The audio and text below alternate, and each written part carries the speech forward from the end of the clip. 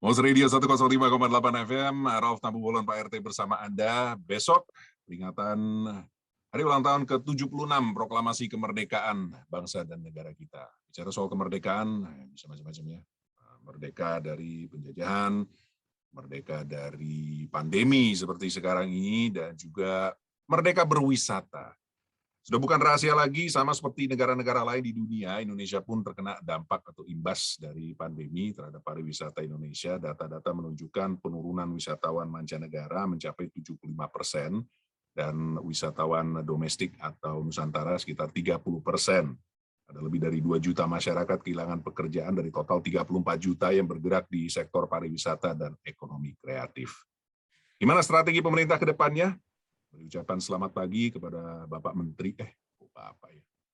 Kurang pas sih kalau Bapak ya. Ingat itu masih dulu jadi sampul majalah Hai dulu tahun 80-an. Panggilnya Mas Menteri. Jangan Mas Menteri. Pekanbaru, Abang Menteri Pariwisata dan Ekonomi Kreatif Republik Indonesia Sandiaga Uno. Selamat pagi Abang Menteri. Selamat pagi Pak RT. Semangat, semangat, semangat. Sehat? Sehat, alhamdulillah. Iyalah. Puji Tuhan, mengucap syukur kita masih diberikan kekuatan, keselamatan, kesehatan di tengah pandemi dan tantangan ekonomi. Gimana bro? Sehat-sehat Pak RT? Alhamdulillah sehat. Tapi kalau ngomong soal Abang Sandi Uno nih, emang dari zaman sebelum pandemi kita tahu lah pola hidup sehat kan, goes, lari. Gimana sekarang? Masih sempat nggak? Atau juga gimana pola olahraga sekarang? Pola olahraga bergeser karena PPKM sekarang, Chief. Jadi kami sekarang mengikuti anjuran PPKM level 4 ini, olahraganya di rumah aja. Dan ya pasti akan berkurang secara intensitas ya.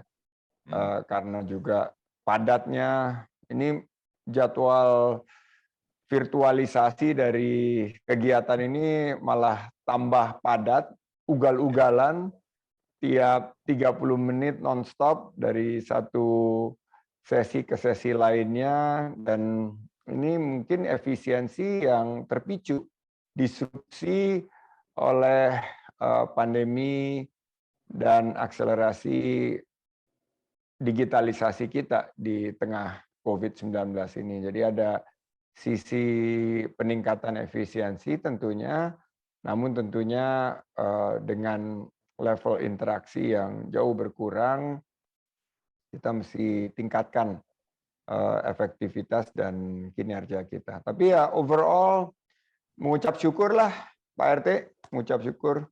Ya, itu yang penting. Ini waktu nggak banyak, terima kasih untuk waktunya. Kita langsung to the point aja. Kita bagi ke 3 lah ya, past, present, future ya. Kalau bicara pariwisata sama ekonomi kreatif kita. Nih kalau past-nya dimulai dari masuk ke kabinet, diberikan melanjutkan tugas dari sebelumnya Mas Tama, Wisnu Tama, terus dengan pandemi yang masih berjalan. Waktu itu gimana strateginya di tengah jalan melanjutkan yang udah ada dan juga untuk bikin program-program baru sambil melihat perkembangan ke depannya. Take us back dulu deh ke bulan atau Januari 2021 lah, awal tahun kan, jadi baru mulai. Kayak apa waktu itu tuh?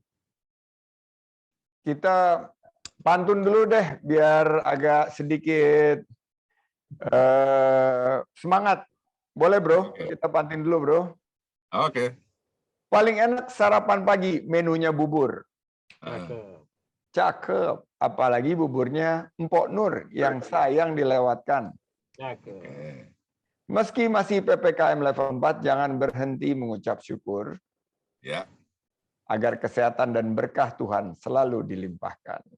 Amin, mantap. Dulu Pak RT ini suka makan bubur juga nih di tempat saya nih. Jadi past, present, and future, that's actually a very good way untuk membagi. Karena ini kita ada di era VUCA ya, volatility, uncertainty, complexity, and ambiguity. Dan ini continue. Jadi waktu dipanggil ke istana oleh Pak Jokowi dan ditugaskan, Kebetulan kan saya memang bersahabat sama Mas Tama ya, dan keadaan sektor pariwisata dan ekonomi kreatif memang betul-betul memprihatinkan. Dan saya melihat bahwa lebih dari 2 juta lapangan pekerjaan yang terancam. Saya sendiri kan korban PHK waktu krisis tahun 97. Jadi pemikirannya bagaimana ya COVID-19 ini yang memaksa kita untuk bisa bertahan lebih inovatif, lebih adaptif, dan lebih kolaboratif. Jadi saya beruntung tim Kemenparekraf ini adalah salah satu kementerian yang cukup tangguh ya, agile dan resilient. Mereka ini gabungan dari tim Bekraf dan Kementerian Pariwisata di kabinet sebelumnya, dan mereka dalam waktu singkat bisa melakukan beberapa penyesuaian yang sangat fundamental. Dari kan nature-nya Kemenparekraf itu kan adalah Chief Promotion Officer of the country. Jadi dulunya itu ya ke wisatawan mancanegara untuk mengajak mereka berwisata di Indonesia sebanyak-banyaknya, dan kalau bisa lebih berkerumun ya lebih bagus gitu. Tapi mereka sekarang adaptif, mencari satu pola baru yang lebih berkualitas dan lebih memiliki dampak lingkungan yang positif, serta bagaimana fokus terhadap CHSE, Cleanliness, Health, Safety, dan Environmental Sustainability. Jadi waktu mulai bulan Januari itu kunjungan ke Bali 2.000 wisatawan Nusantara per hari. Nah, saya lihat gimana caranya meningkatkan. Ya harus buat kegiatan yang berkaitan dengan tren terbaru ini, yaitu kegiatan yang meningkat itu adalah personalized, customized, localized, and smaller in size. Jadi semuanya kita buat dalam chunk yang lebih personalized, lebih customized, nature and culture, terus localized, ya fokusnya kepada wisatawan Nusantara, karena wisatawan Nusantara ini mereka spend $11 billion, 11 miliar dolar per tahun itu berwisata di luar negeri. Gimana caranya mereka sekarang mengalokasikan ini untuk berwisata di Indonesia aja, seperti baju gue. Jadi intinya saya melihat bahwa akhirnya ini yang bisa kita lakukan. Juni sebelum PPKM level 4, Bali mencetak kunjungan wisatawan Nusantara 10.000 per hari. Jadi ada 5 kali lipat kenaikannya dan sudah mulai stabil. Tingkat hunian hotel itu melewati masa-masa krisis, yaitu 30-40%. Namun terjadi PPKM level 4. So the present itu ya kita harus hargai bahwa dan kita harus hormati, kita harus patuh terhadap keputusan pemerintah yang mengutamakan tentunya, dan kita harus semuanya mendukung kesehatan di segalanya. Jadi PPKM level 4 ini digunakan untuk menurunkan virus COVID-19 yang dengan ada varian Delta ini ya tentunya membahayakan kelangsungan dari kehidupan berbangsa dan bernegara. Jadi akhirnya PPKM level 4 ini kita lakukan lagi pivot. Jadi Kemenparekraf akhirnya pivot, sekarang kita fokusnya di vaksinasi, perluasan testing dan tracing, kita stop secara totalitas kegiatan pariwisata, dan ekonomi kreatif itu hanya yang esensial, dan dari situ alhamdulillah kita sekarang sudah bisa ikut berkontribusi 40-45 ribu vaksin per hari, juga dari sisi sosial dan kemanusiaan kita ikut membantu kelancaran distribusi oksigen, obat-obatan, vitamin kepada 34 juta pelaku pariwisata dan ekonomi kreatif. Nah, the future nih. Future tentunya kita menyadari bahwa COVID-19 akan menjadi determinan utama atau konsideran utama. Jadi kita akan membantu langkah seluruh kementerian lembaga dan juga pemerintah daerah, pentahelix lah dunia usaha, terutama di sektor kesehatan untuk menjaga kondusivitas dari sektor kesehatan kita, dan dengan itu kita mulai bangkitkan lagi sektor pariwisata. Saya yakin sektor pariwisata dan ekonomi kreatif dengan protokol kesehatan yang terus diterapkan secara ketat dan disiplin minimal 2-3 tahun ke depan akan menemui satu equilibrium baru. Mungkin tidak sebanyak dulu kunjungan dari wisatawan mancanegara, lebih banyak fokusnya kepada wisatawan Nusantara, tapi saya semakin optimis bahwa pariwisata kita akan lebih berkualitas dan lebih berkelanjutan lingkungan. Fokusnya di 5 destinasi super prioritas yang ada di belakang saya ini, itu arahan dari Presiden Danau Toba. Lu udah ke sana belum, Bro? Danau Toba? Danau Toba udahlah. Terakhir kapan? Udah. Terus apa lagi sih yang 3 lagi itu apa? Terakhir nanti kita ajak Pak RT ke Danau Toba. Yang 4 lagi Borobudur, Labuan Bajo, Mandalika, dan Likupang, Sulawesi Utara. Jadi ini 5 yang kita prioritaskan, dan ada tentunya Bali sebagai tulang punggung pariwisata kita dan produk-produk ekonomi kreatif kita lagi siapkan untuk dibuka kembali. Dan jika angka COVID ini berhasil turun secara signifikan, vaksinasinya juga sudah terdistribusi melewati target, kita lagi dalam persiapan akhir untuk pembukaan Bali untuk wisatawan mancanegara. Ini ada satu usulan, kemarin itu kita sempat ngobrol sama ASITA, ya, Asosiasi Industri Travel ya di kita ini, mengusulkan, karena kan sekarang lagi banyak yang wisata vaksin ke Amerika tuh. Kalau misalnya di sini wisata tapi bukan wisata vaksin, tapi wisata PCR gratis gitu, karena PCR tuh mahal katanya. Ini tertarik nggak? Itu bisa nggak direalisasikan? Jadi sampai di tempat tujuan PCR gratis, tapi untuk merangsang nge-trigger orang supaya tetap mau jalan-jalan untuk pariwisata. Jadi ini betul sekali Pak RT, kita juga dalam diskusi yang intens dengan ASITA dan pelaku pariwisata dan ekonomi kreatif lainnya. Jadi di PPKM level 4 yang dimodifikasi terakhir oleh Pak Luhut Binsar Panjaitan, bahwa PCR itu untuk yang sudah divaksinasi lengkap dosis kedua tidak diperlukan dalam rangka kegiatannya dalam melakukan perjalanan dalam negeri. Mereka hanya cukup melakukan antigen yang harganya jauh lebih terjangkau. Nah, ini adalah bentuk penyesuaian. Nah, berarti wisata berbasis vaksin sekarang bisa hidup lagi, terutama untuk teman-teman yang selama ini mengalami kesulitan untuk mendapatkan akses terhadap vaksin. Jadi vaksin pertamanya bisa kita lakukan di airport.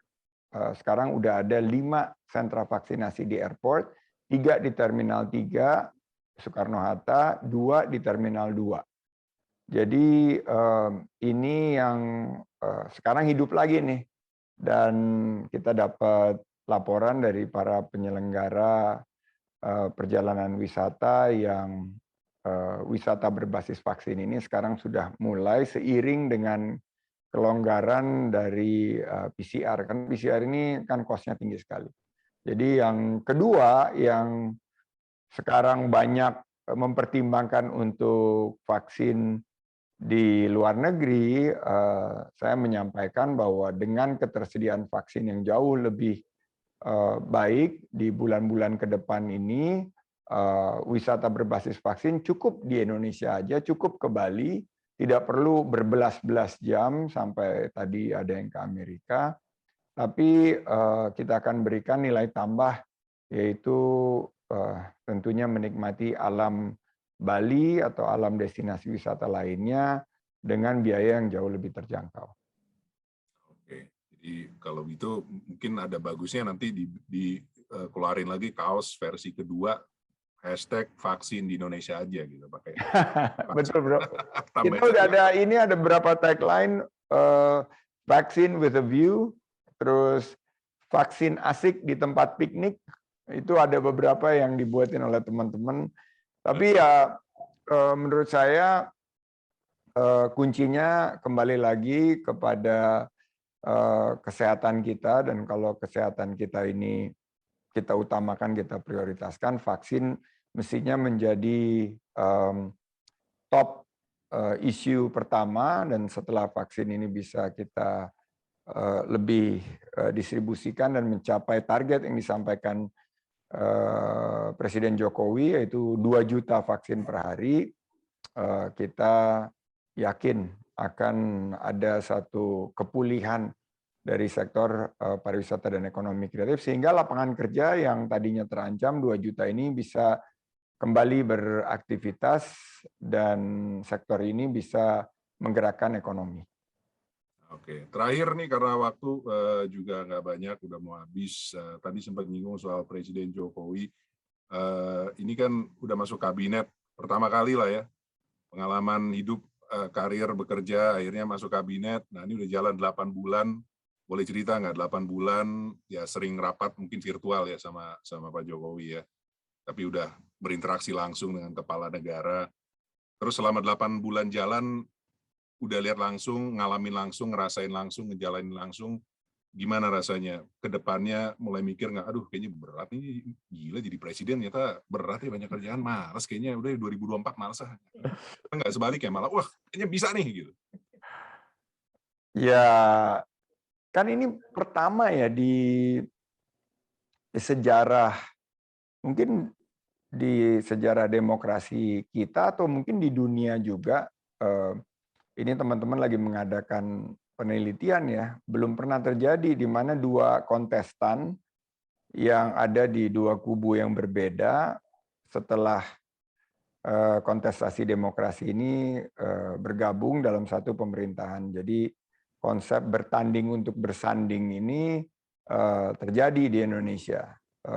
Saya melihat bahwa satu persatuan dan keterpaduan dari langkah dan penyesuaian dari semangat kita untuk berjuang menghadapi COVID-19 dan mencoba mengatasi bersama-sama ini adalah suatu inspirasi.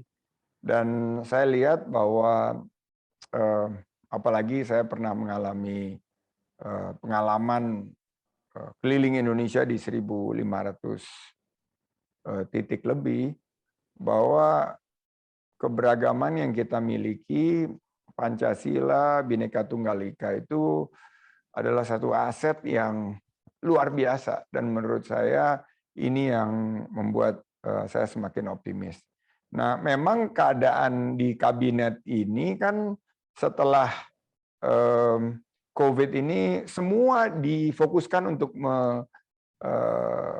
memastikan kita bisa mengendalikan keadaan COVID-19, karena ini pandemi yang kalau yang dibilang ada of a biblical proportion. Jadi proporsinya ini sangat dahsyat. Jadi waktu kita krisis tahun 97 memang krismon yang luar biasa, tapi itu nggak ada aspek kesehatannya. Nah ini sekarang ada satu aspek kesehatan ini, perhatian difokuskan kepada bagaimana kita mengatasi ini, kepikiran juga enggak gitu loh. Jadi ini kita nih hari per hari dengan ada varian Delta, dengan ada perkembangan secara 24 jam, apalagi sekarang minggu per minggu PPKM ini harus kita evaluasi. Hari ini PPKM mengizinkan mal sebagai sentra ekonomi kreatif itu dibuka, walaupun dengan berbagai pembatasan, ya mikirnya di situ aja gitu. Jadi buat politik akan ada waktunya. Mungkin 1 tahun sebelum itu teman-teman bersiap-siap, tapi sekarang yang lagi tugas, baik di pemerintah pusat, pemerintah daerah, pasti fokusnya ini ngatasin COVID.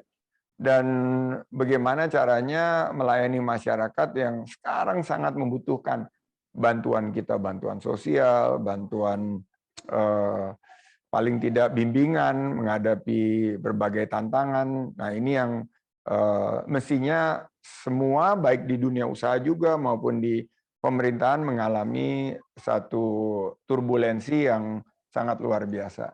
Dan makasih banget nih teman-teman media, karena saya melihat justru dukungan dari media juga yang dengan sangat berkeseimbangan memberikan laporan keadaan COVID apa adanya.